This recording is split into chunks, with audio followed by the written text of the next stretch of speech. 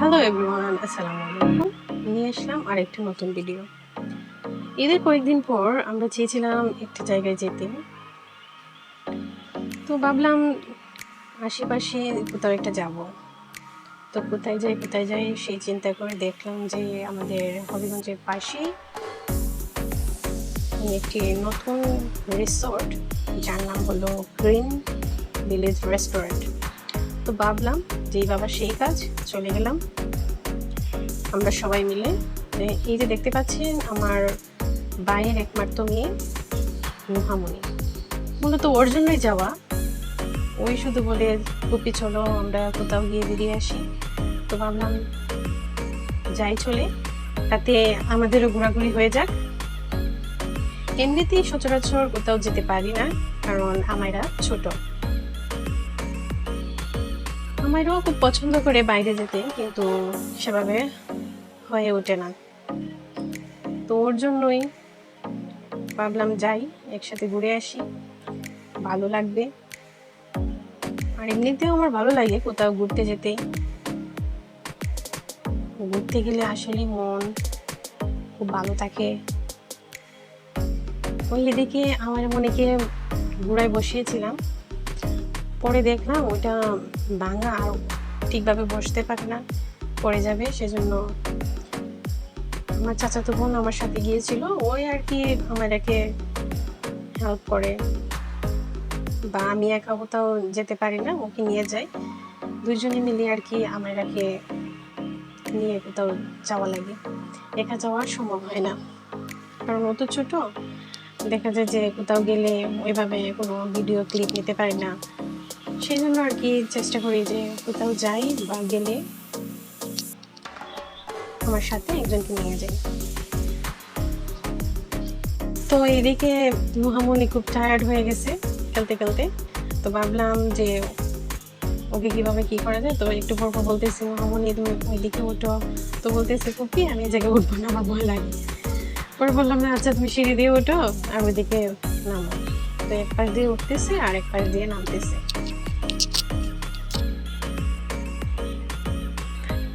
আর ও যখন কোনো কিছুতে উঠে খুব ভয় পায়, বলতে ভীতু টাইপের। তবে খুব এনজয় করেছে ওই জায়গায় গিয়ে।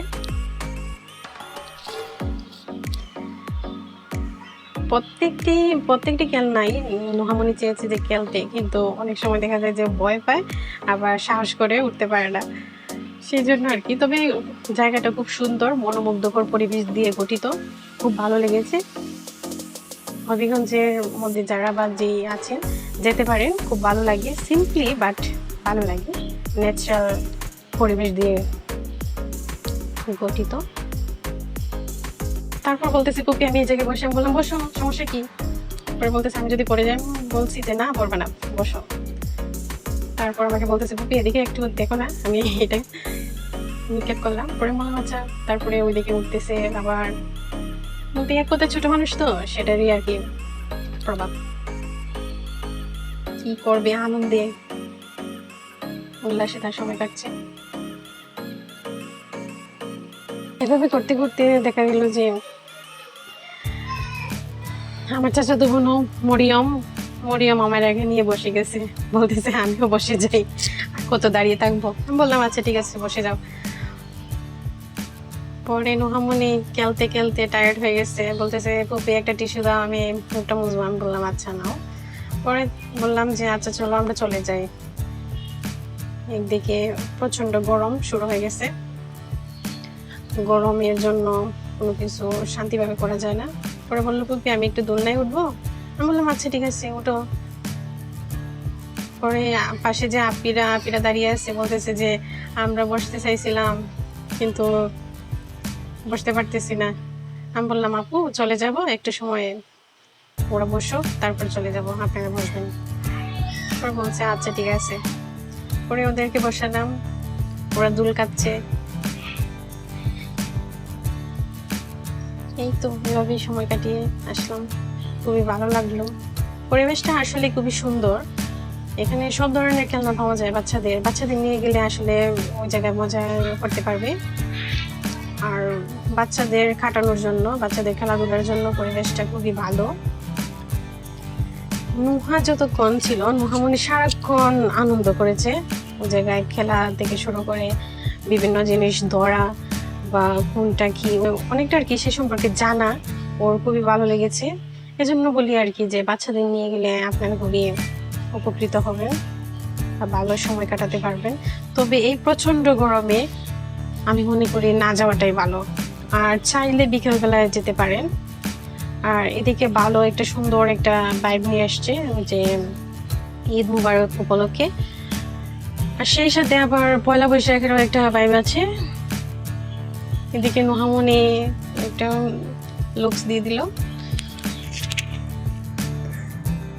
নুহামণি পছন্দ করে সুন্দর সুন্দর জায়গায় ভালো একটা পোজ দিতে।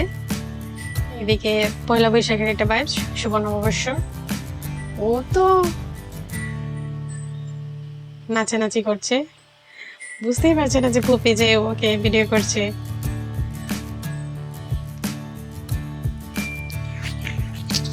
আসলে ওর আনন্দ উল্লাসটা খুবই বেশি। কোনো ভালো একটা জায়গায় গেলে, নিয়ে গেলে ও আনন্দ করতে ভালো পায়। যতটুকু পেরেছি আপনাদের দেখাতে চেয়েছি যে জায়গাটা আসলে খুব সুন্দর।